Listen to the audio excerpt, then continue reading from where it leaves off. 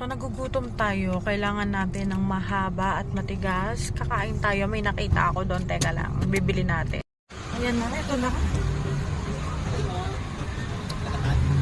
Anong tawag dito, kuya? Lakatan, ma'am. Ito lakatan. 50 pesos per kilo. 50 kalahati. 100, ari 110. Aray, 110. Alin na maganda? Ito? Ito. Pwede naman, ma'am. Pwede ba? Ari lang, ma'am. So magkano po yan? 125. Okay. Sige.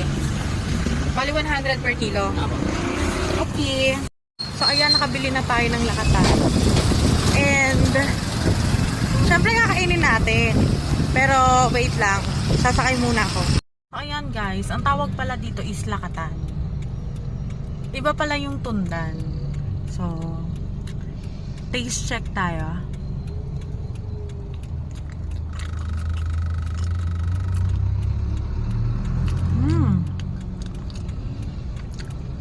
Sarap siya.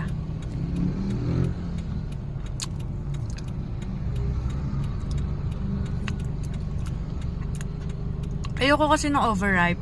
Kaya medyo mag-green-green yung pinili natin.